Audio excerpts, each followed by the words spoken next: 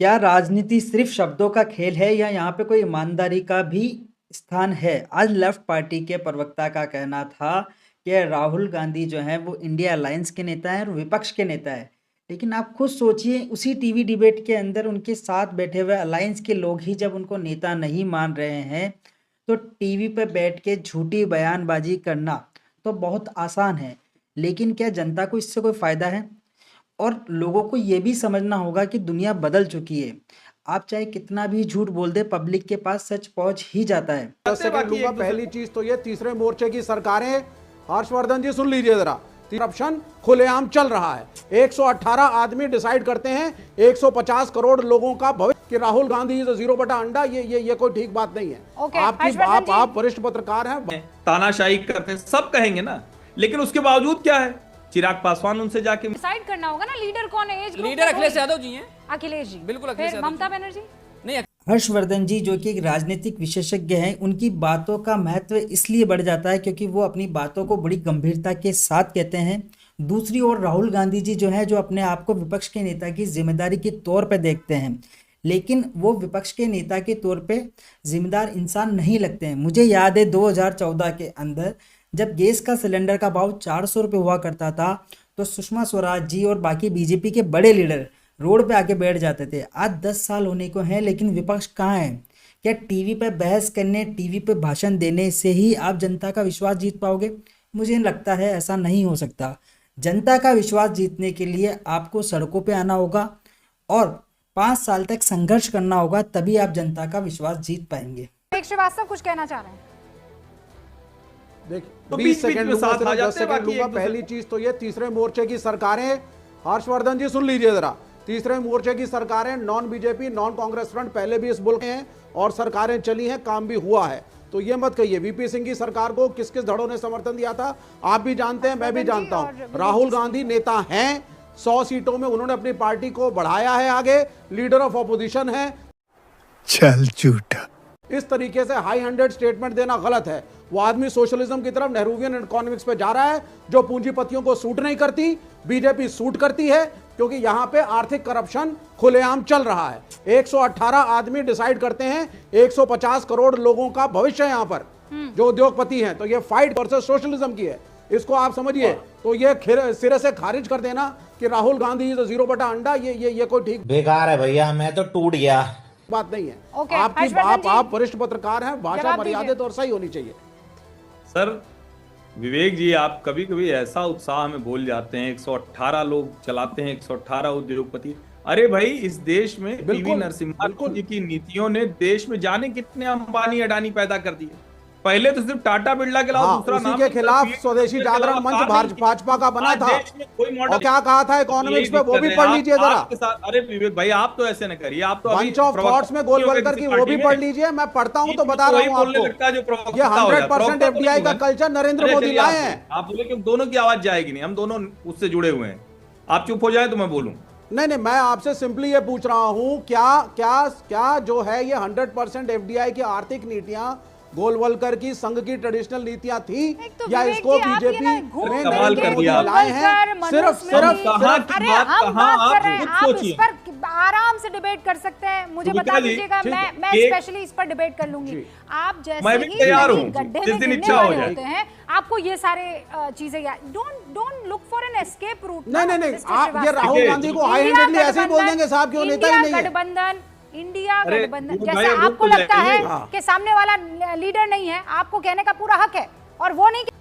क्यों भाई? Agreed, but he is the leader of the opposition and he has been made the leader of opposition because there is some substance in him. लेकिन आप भी तो मानते हैं ना कि आपको लगता है, बताएं तो इनको क्यों लगता है कि नहीं अमित शाह जो है वो लीडर नहीं है? बता दें क्यों राहुल गांधी नेता नहीं है। मैं बताता हूं। रुको जरा, सब्र करो। बहुत से लोग लीडर नहीं है, वो लीडर है, उनकी नीतियां गलत हैं। बहुत से लोग, हमारा डिबेट नीतियों पर रहता है। अरे सुन तो लो भाई, अब ऐसे नहीं चलेगा ना। बहुत से लोग अमित शाह को पसंद नहीं करते, अमित शाह कम बोलते हैं, अमित शाह थोड़ा जाइए तो आप 1 घंटे में हो सकता है 10 ही मिनट आपकी बात हो। बहुत से लोग ये भी कहेंगे कि अरे अमित शाह तो अपनी चलाते हैं, तानाशाही करते हैं, सब कहेंगे ना। लेकिन उसके बावजूद क्या है, चिराग पासवान उनसे जाके मिलाते हैं। उसके बावजूद क्या है, चंद्रबाबू नायडू और नीतीश कुमार दोनों उनके साथ हैं। उसके बावजूद क्या है, जीतन राम मांझी कहते हैं कि भैया इस सरकार से अच्छा तो हमारे लिए किसी ने किया नहीं। उसके बावजूद क्या है कि ओम प्रकाश राजभर कहते हैं कि 10 साल यूपीए का शासन था, तो सारे यूपीए के नेताओं से पूरी बात तो कर लेने दीजिए। ये कौन सी लॉजिक है हो गया भैया? क्या हो गया?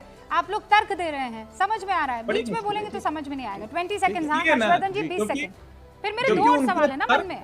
उनके तर्क भोथरे पड़ रहे हैं। राहुल गांधी से मिलकर कौन नेता आकर क्या कहता, मैं तो सचमुच चैलेंज करता हूं।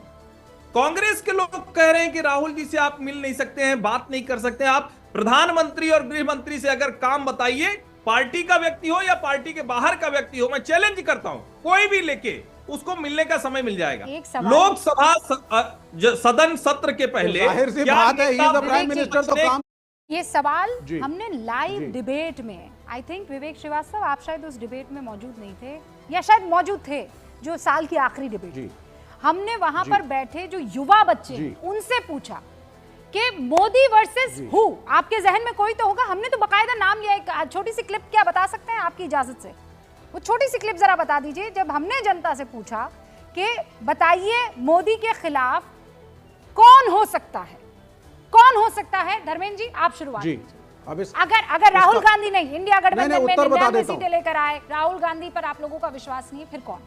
जल्दी मैं भी रिप्लाई। आदरणीय अखिलेश यादव जी से बड़ा प्रगतिशील नेता कौन है युवाओं में? इस बात देखिए, मुझे पूरे देश के अंदर मैं बता रहा हूं, जितनी उनकी फैन फॉलोइंग है इस देश के किसी भी नेता की नहीं है। मैं आंकड़ों के साथ बता सकता हूँ। मतलब आप कह रहे हैं अखिलेश जी? बिल्कुल, उनसे ज्यादा प्रोग्रेसिव नेता कोई इस भारत के अंदर इस समय है नहीं। उनकी एज ग्रुप तो ममता बनर्जी, उनकी एज ग्रुप में मैंने बोला, उनकी एज ग्रुप में उनके जैसा एज प्रोग्रेसिव ग्रुप नेता में कोई थोड़ी नहीं। आपको डिसाइड करना होगा ना लीडर कौन है। As group leader Akhilesh Yadav ji हैं। अखिलेश जी, बिल्कुल अखिलेश यादव। ममता बनर्जी नहीं, अखिलेश यादव जी हमारे नेता हैं, देश के नेता। इंडिया गठबंधन में अगर मान लीजिए आप कह रहे हैं इंडिया गठबंधन अभी भी बना हुआ जब बनेगा जब बनेगा, अरे भैया बना हुआ है ना। गजब बेइज्जती है। इंडिया गठबंधन में जब तय होगा भाई कौन लीडर अभी बनेगा। कौन है? अभी कौन नहीं, अभी तो उसको इसके बारे में कौन कह सकता है? मुझे पता है, तो बड़े लोग कहेंगे, हम लोग क्या कह सकते हैं? कौन है लीडर? कोई तो होगा ना भाई। 2024 में चुनाव लड़ा है ना आपने? नहीं, 24 के चुनाव खत्म हो गया ना अब। हाँ, फिर अच्छा अब नए सिरे से भाई जब कोई चुनाव होगा दोबारा से, जब पूरा प्रोग्रेसिव तरीके से पर आप कह रहे हैं अखिलेश यादव। अखिलेश यादव जी हमारे Modi versus Akhilesh Yadav. Okay, professor Naval Kishore, Modi versus who का चेहरा। देखिए, मोदी सरकार की मजबूरी है, भाजपा की मजबूरी है, उसके अलावा कौन हो सकता है वहाँ? यहाँ पे तो उनके सामने में कई लीडर हैं जो उनसे मजबूत है, उनसे ज्यादा प्रभावशाली है। तो नवल किशोर जी हरा देते ना, हरा क्यों नहीं पाए? मजबूती किसे कहते हैं? आप पूरी बात सुन लीजिए। पॉलिटिक्स में मजबूती किसे कहते हैं? Someone who wins.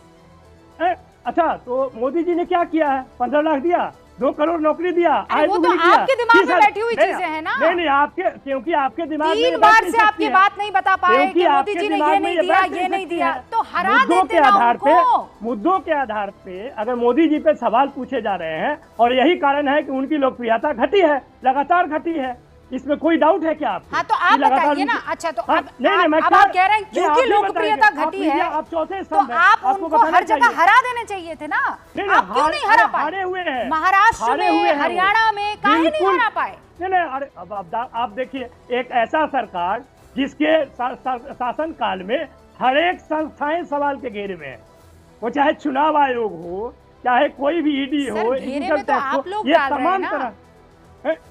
आप लोग घेरे में डाल रहे हैं ना। जनता तो वैसे ही वोट कर रही है जैसे उसे करना है।